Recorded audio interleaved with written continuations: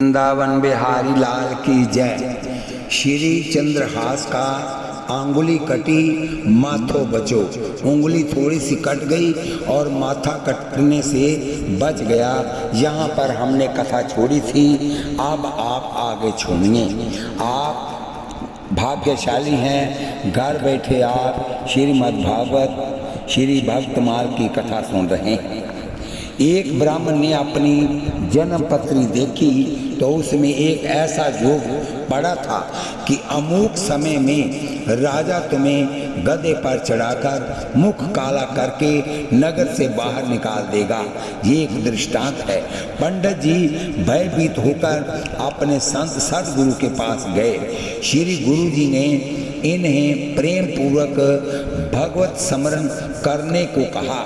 फिर तो ये अहरनिश भगवान नाम की रट लगाते रहते।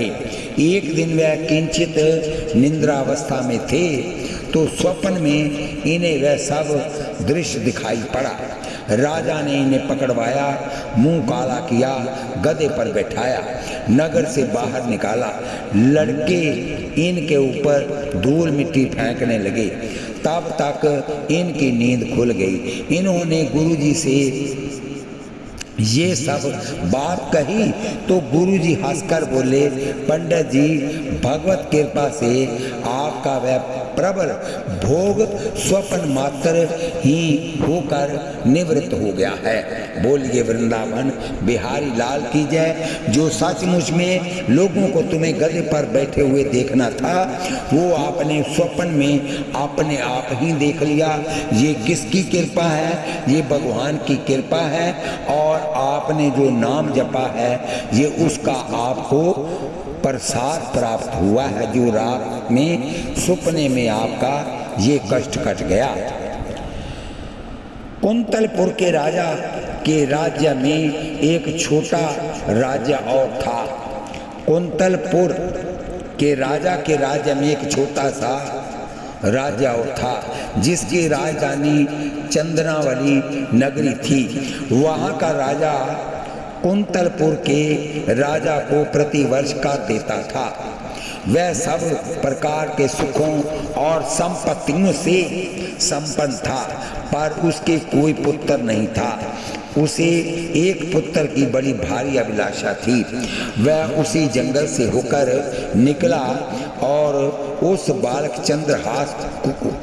चंद्रहास को देखकर अति प्रसन्न हुआ, क्योंकि जिस पक्षी की छाया पड़ने से मनुष्य चक्रवर्ती सम्राट हो जाता है, उसी पक्षी ने अपने पक्ष से छाया कर रखी थी और हिरनियां चारों ओर से घेरे खड़ी थी।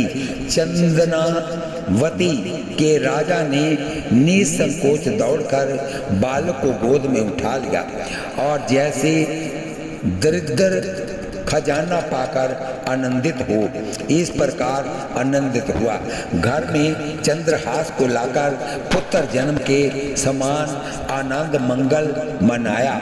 बधाइयाँ बजने लगी और राजा ने बहुत सी संपत्ति न्यौछावर कर दी। कुछ दिनों के बीत जाने के बाद राजा ने सोच विचार करके चंद्रहास को राज सिंहासन पर बिठाकर राज तिलक कर दिया। चंद्रहास ने राज्य पाकर अपने राज्य में भाव भक्ति का बड़ा भारी प्रचार प्रसार किया। बोलिए वृंदावन बिहारी लाल की जय। सोतबित लोक ईशना तीनी के ही करमति इन कृत न मलिनी। संतानहीन जीवन को धिक्कार है, संतानहीन गृह को धिक्कार है, संतानहीन धन को धिक्कार है और संतानहीन कुल को धिक्कार है। पुत्रहीन मनुष्य को जन्म का फल नहीं है। अपुत्र का घर शून्य लगता है, जिसमें उसका हृदय सदा दुखी रहता है। पितर देव और ऋषियों के ऋण से पुत्र के बिना उद्धार नहीं होता है। इसलिए मनुष्य को पुत्रोत्पत्ति का प्रयत्न करना चाहिए। चक्रवर्ती महाराजाधिराज श्री दशरथ जी कहते हैं कि महर्षियों, मैं पुत्र के लिए निरंतर संतप्त रहता हूँ। उसके बिना इस राज्य सुख आदि से भी मुझे सुख नहीं मिलता। अतः मैंने विचार किया है कि पुत्र के लिए अश्वमेघ यज्ञ का अनुष्ठान करूं।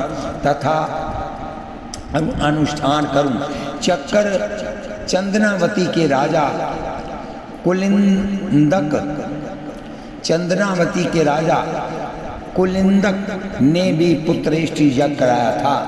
आज ही यज्ञ की पूर्ण होती हुई थी। ब्राह्मणों ने यज्ञावशेष आमंत्रित पायस प्रसाद राजा को प्रदान किया और आशीर्वाद दिया कि इसके प्रभाव से आपको अश्वमेघ परम भाग्यशाली पुत्र की प्राप्ति होगी। राजा ब्राह्मणों का आशीर्वाद शिरोधार्य कर उनके वचनों में दृढ़ विश्वास कर अपने देश की देखभाल करते हुए उस गहन में जा पहुँचे जंगल में। यहाँ चंद्रहास कटी हुई उंगली की पीड़ा से व्याकुल, शरीर से अधिक रक्त निकल जाने से निर्बल तथा अबोध बालक होने से अत्यंत अधीर हो कर्म स्वर से भगवान को पुकार रहे थे। त्राहि मां करुणा सिंधु द्रौपदी च जथा पुरा। हे करुणा सिंधु, जैसे पहले आपने द्रौपदी को संकट से उबारा था, उसी तरह आज मेरी भी रक्षा कीजिए। भगवान, मैं मातृ पितृहीन बालक वन में छोड़ दिया गया हूँ। ऐसी दशा में आप मेरी उपेक्षा क्यों करते हैं? वो छोटा सा बालक कह रहा है। बालक की बात सुनकर कुलिंद आचार्य चकित हो गए। तुरंत ही घोड़े से उतरकर उस ओर चल पड़े तो देखे कि एक चंद्रमा किसी कांति वाला सुगर सुलोना बालक रो रहा है। उसके कोमल अश्रुओं से भीग रहे हैं, उसके कपोल अश्रुओं से भीग रहे हैं। शिशु मृगी अपनी कोमल जीवाओं से उसके घाव तथा शरीर को भी चाट रही है।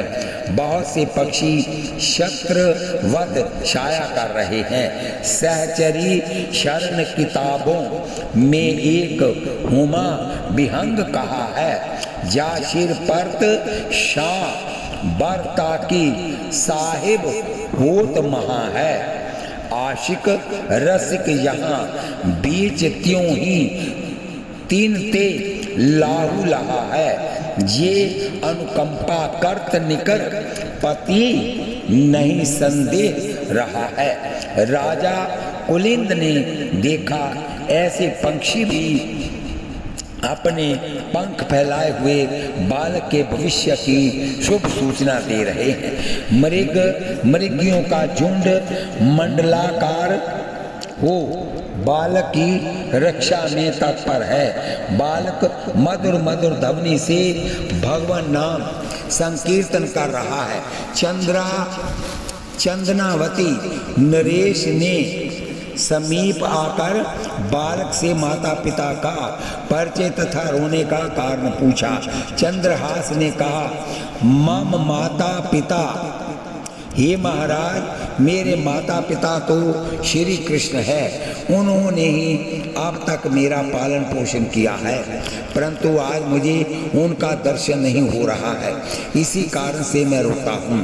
बालक की ये बात सुनकर राजा कुलिंद विचार करने लगे कि मैं पुत्रहीन हूँ, अतः यदि ये विष्णु भक्त शिशु मेरा पुत्र हो जाए तो बड़ा अच्छा हो।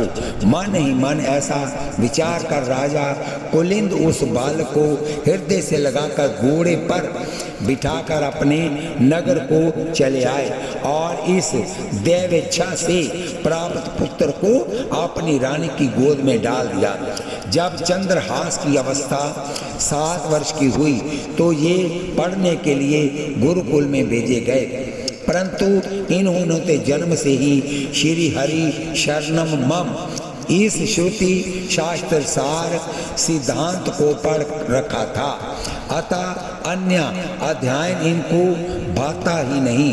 अतः विद्या गुरु ने आकर राजा कुलिंद से शिकायत किया कि तुम्हारे पुत्र को कोई पिशाच लगा है जो कि हरि नाम छोड़कर और वर्णों का उच्चारण ही नहीं करता है।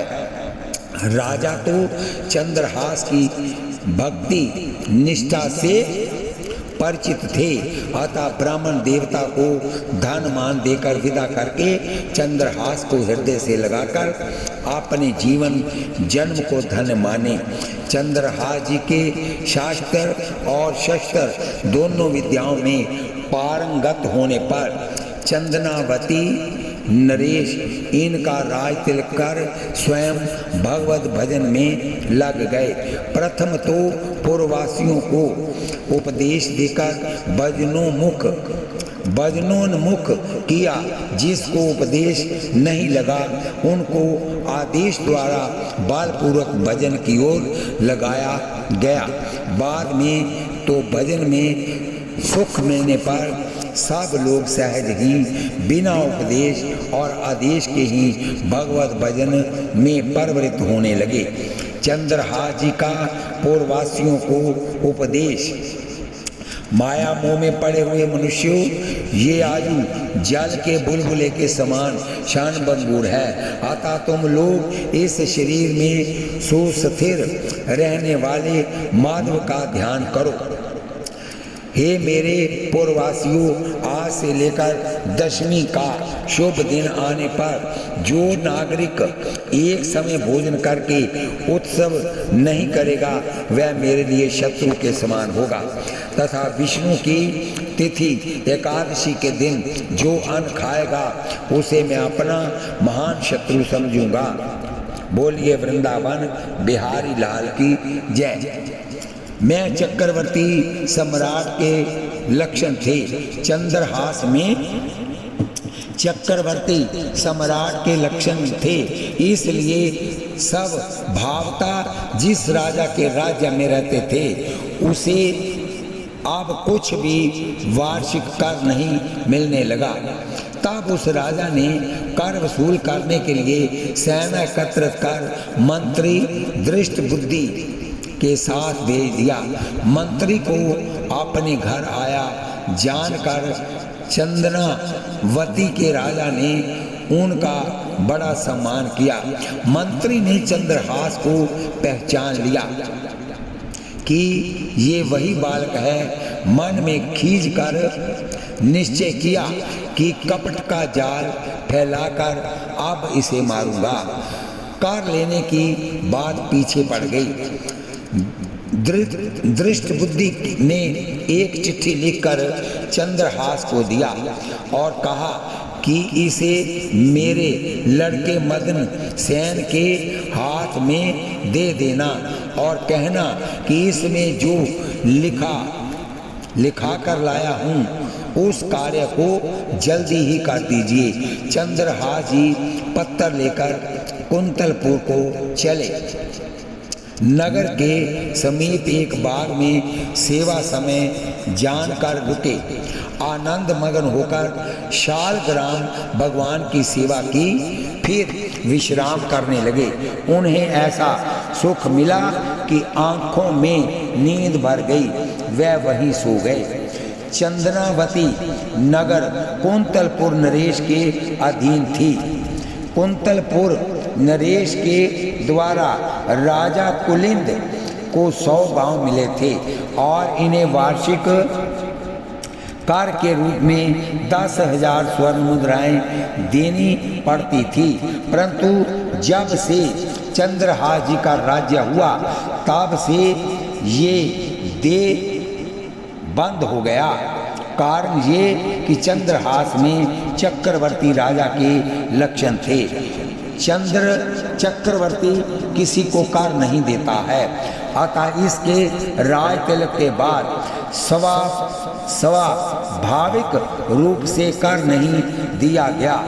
दूसरा कारण ये कि चंद्रहास इतने उदार थे कि नगर में आए हुए जाचकों को भगवान अधोक्षज प्रसन्न हो इस बुद्धि से इतना धन देते थे कि वह अर्थार्थी कुबेर का उपहास करने लगता था तथा राज्य में कुआं, बावली, विष्णु मंदिर, शिवालय, साधु ब्राह्मणों की सेवा आदि शुभ कर्मों में अपना समस्त धन व्यय कर देते थे। साथ ही संपत्ति सब रघुपति के आही का निरंतर अनुसंधान करने से इन्हें जो संपत्ति संत भगवंत की दीन दुखियों की सेवा में लगती है उसे राजा को देना उचित भी नहीं जान पड़ा। अतः सो नरेश कुछ पावे नहीं, इसलिए कि एक तो इनके अधीन रहते थे, दूसरे इन्होंने विपत्ति में आश्रय दिया था, इनके यहाँ पालन पोषण हुआ था, तीसरे अपने घर आए थे। शिष्टाचार है घर में आए हुए शत्रु का भी सत्कार करना चाहिए, ये तो सब प्रकार से सम्मान्य है। अतः अति सम्मान किया। भाव ये कि दृष्ट बुद्धि ने युद्ध में इन्हें बल से पराजित करना व मारना असंभव समझा, अतः छल का आश्रय लिया। मुख में राम, बगल में छुरी, ये छल की परिभाषा है। दृष्ट बुद्धि ने भी ऊपर से चंद्रहास एवं कुलिंद के प्रति बड़ा भाव दिखाया और बोला, यद्यपि चंदनावती नरेश ने आपको राज्य पद प्रदान कर दिया है, परंतु जब तक हमारे महाराज की सही नहीं हो जाती है तब तक आपका राज्य पक्का नहीं है, क्योंकि आप उनके अधीन हैं। आप कुलिंद जी के और पुत्र भी नहीं, अतः उनकी स्वीकृति आवश्यक है। हमारे महाराज की अनुकूलता प्राप्त होने पर आप निर्भय हो जाएंगे। वे समय पड़ने पर धन बल से आपकी सहायता करते रहेंगे, अन्यथा अन्य प्रबल राजा आपको हानि पहुंचा सकते हैं। आदि उसी बोलिए वृंदावन बिहारी लाल की जय, बोलिए लाडली लाल की जय। उसी बाग में दृष्ट बुद्धि मंत्री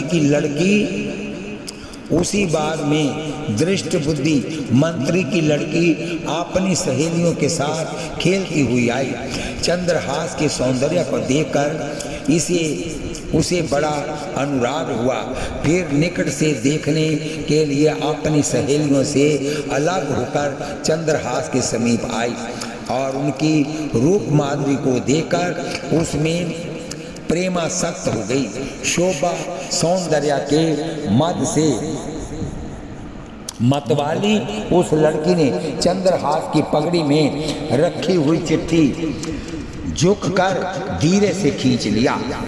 उसे वाचा तो उसमें लिखा था कि पुत्र मदन, बिना कुछ सोच विचार किए इस चिट्ठी लाने वाले बाल को शीघ्र ही विच दे दो। यह बाँचकर मंत्री की लड़की अपने पिता पर नाराज हुई कि मेरा नाम लिखते लिखते ऐसी भूल की। उसका सुंदर नाम विषय था। उसने अपने आँख के काजल से विष के आगे या और बना दिया। फिर मनमाने आनंद की उमंग में मगन अपनी सहेलियों में आ गई।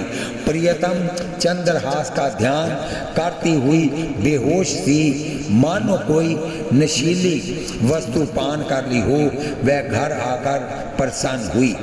बोलिए वृंदावन बिहारी लाल की जय, बोलिए लाडली लाल की जय। मदन, तुम इस शत्रु को विष दे देना, ये कार्य उचित है या अनुचित, इसका विचार नहीं करना, मेरा प्रिय करना, अर्थात ऐसा करने से हम कृतार्थ हो जाएंगे। पत्र पढ़कर प्रथम तो मंत्री पुत्री अपने पिता पर खींची, फिर उसने ये विचार किया कि मेरे पिता तो मेरे लिए सुंदर वर की तलाश में थे और इससे सुंदर वर हो ही कौन सकता है, अतः संभव है इन्हें पसंद करके यहाँ भेजा हो। स्वयं किसी विशेष कार्यवश नहीं आ सके और अत्यंत आनंदा तिरेक में विषया का विषम लिख गया हो। अब तक मंत्री कुमारी को इस बात का बड़ा खेद था कि हमारी सखियों के बड़े सुंदर सुंदर नाम हैं, यथा चंपक, मालिनी, हेमलता, कनक प्रभा, शशिकला आदि, परंतु मैं इतने बड़े बाप की बेटी और मेरा नाम ठीक नहीं रखा गया। परंतु आज उसे ये नाम बहुत ही अच्छा लगा, क्योंकि विषम से विषया सहज बना दिया गया। यदि अन्य सुंदर नाम होते तो उसे परिवर्तित करने में बड़ी कठिनाई पड़ती। विषया बनाई, विषया ने लिख दिया, विषयास में प्रदातव्य तव्य मदन शत्रवे। अब अर्थ हो गया कि मदन है शत्रु अर्थात पराजित, जिससे ऐसे इस सुंदर बालक को विषया दे देना। चंद्रहास उठे और जिसको चिट्ठी लिखी गई थी उस मंत्री पुत्र मदन सेन के पास आए। चंद्रहास उसे बहुत प्रिय लगे। उसने चंद्रहास को प्रेम पूर्वक गले से लगा लिया। चंद्रहास ने उसके हाथ में पत्र दिया, जिसे पढ़कर उसने कहा कि इसमें तो मेरे मन को अत्यंत प्रिय लगने वाली बात लिखी है। उसने जल्दी से ब्राह्मण को बुलवाकर एक ही घड़ी में चंद्रहास के साथ अपनी बहन विषया का विवाह कर दिया। विवाह में उसने इतना धन खर्च किया कि जितना बड़े बड़े राजा भी नहीं कर सकते थे। दान और न्यौछावर देते देते संपत्ति समाप्त हो चली, पर उनके मन की उमंग कम न हुई। कुछ समय बाद नीच दृष्ट बुद्धि आ गया। विवाह की बात सुनकर उसे ऐसा लगा मानो इधर उधर घूम घाम कर मौत ही उस पर आ गई हो। चंद्रहास को दुल्हा के वेश में देखकर उसके मन में बड़ा भारी दुख हुआ। बोलिए वृंदावन बिहारी लाल की जय, बोलिए लाडली लाल की जय। इस शास्त्राज्ञावश तथा संजोग से विवाह का मुहूर्त भी मानो पहले ही से प्रतीक्षा में बैठा था। अतः सुंदर मंगल मूल गोधूली बेला में विवाह कार्य संपन्न हुआ। ये परंतु इतना दान दहेज दिया कि बड़े बड़े राजा महाराजा भी उतना नहीं दे सकते। चाव पार पे न पायो। मंत्री पुत्र मदन ने मारे उल्लास से पूर्वजों की पृथ्वी में गड़ी संपत्ति भी निकाल कर लुटा दिया, परंतु इतने पर भी मदन को संतोष नहीं हुआ। तब उसने सब लोगों के सामने ही इस प्रकार कहा, चंद्रहास के निमित्त मेरा सिर कमल भी काल के हवाले किया जा सकता है। जब कभी ऐसा अवसर आएगा मैं अपने इस सिर को क्रीड़ा के लिए इनके कर कमलों में अर्पित कर दूंगा। कहने का भाव ये है कि जो पिता धर्मात्मा रक्षक धर्मता रक्षक है वही भक्षक का कृत्य कर रहा है। रक्षक होकर भक्षक का साकृत्य करना नीचता है। साधु की मृत्यु का उद्यम करना नीचता है, अतः नीच कहा है। नगर में प्रवेश करते ही जो भी मिलता जुहार करता और बधाई देता कि महाराज आपने बहुत सुंदर, बहुत सुशील वर भेजा है। दृष्ट बुद्धि की समझ में बात नहीं आती कि ये लोग क्या कह रहे हैं। अतः उसने पूछा तो लोगों ने विस्तार से विवरण दिया। फिर तो मानो धूमी आई बीज। तात्पर्य ये कि इसने तो मृत्यु का प्रयोग चंद्रहास के लिए किया था, मानो वहां न जाकर उल्टे उसी के माथे पर आ गई। ठीक भी है। मायापति सेवक सन माया करह त उल्टी परई सुर राया। आगे चलकर इनकी मृत्यु भी हो ही गई। मृत्यु तुल्य कष्ट तो रास्ते में सुनकर ही हुआ था। अब दुल्हा वेश देखकर तो वह शूल और भी सरस अर्थात चढ़ गया। इस मूर्ख को ये नहीं मालूम कि आपन सोची होए नहीं, हरि सोची तत्काल।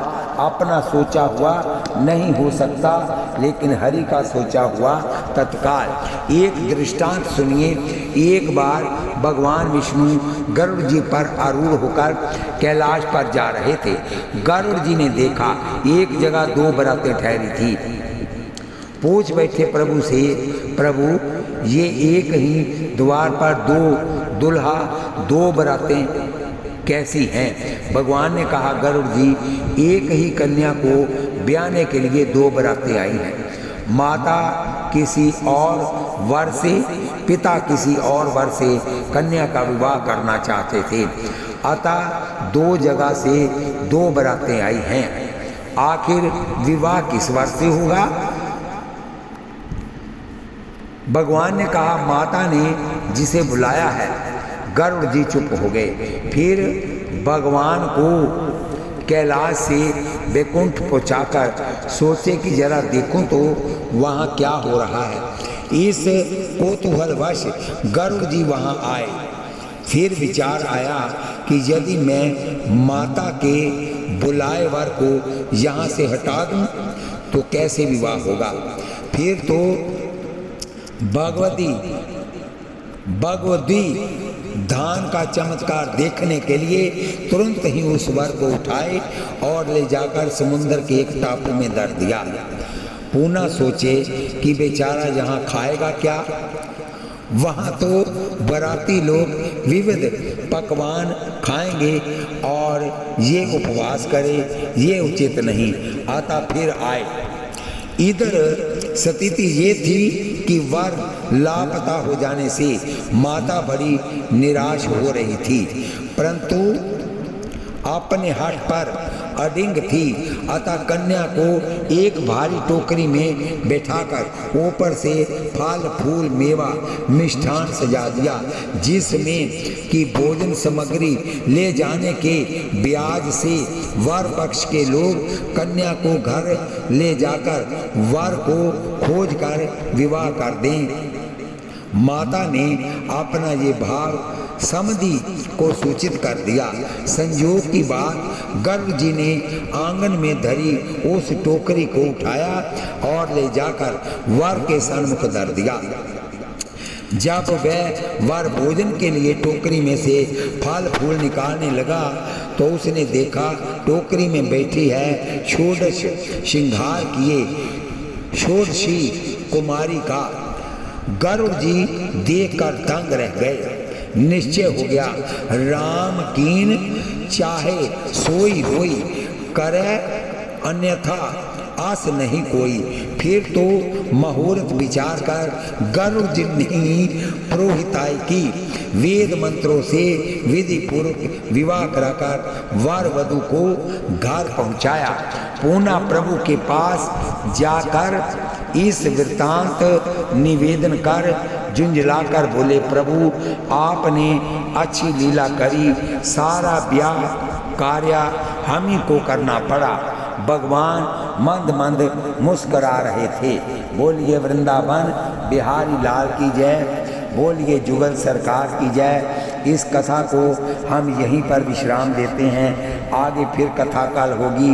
ये चंद्रहास की कथा चल रही है। आप घर बैठे भक्तमाल की कथा सुन रहे हैं। आप कथा सुनते वक्त हाथ में माला लीजिए, जीवा से नाम जपिए, आँखों से दर्शन कीजिए, कानों से कथा सुनिए। आँखों के द्वारा भगवान की छवि आपके हृदय में छप जाएगी। यहाँ है एक पंथ चार काज। अलौकी है कि एक पंथ दो काज, लेकिन यहाँ पर एक पंथ चार काज हो जाएंगे। और इस कथा को सुनने के बदले आप इसको आशीर्वाद के रूप में सब्सक्राइब, लाइक, शेयर कीजिए। शेयर की हुई कथा यहाँ तक जाएगी, उसका आधा फल आपको मिलेगा जो लोग इसको सुनेंगे। बोलिए वृंदावन बिहारी लाल की जय, बोलिए जुगल सरकार की जय। श्री कृष्ण गोविंद हरे मुरारे, हे नाथ नारायण वासुदेव।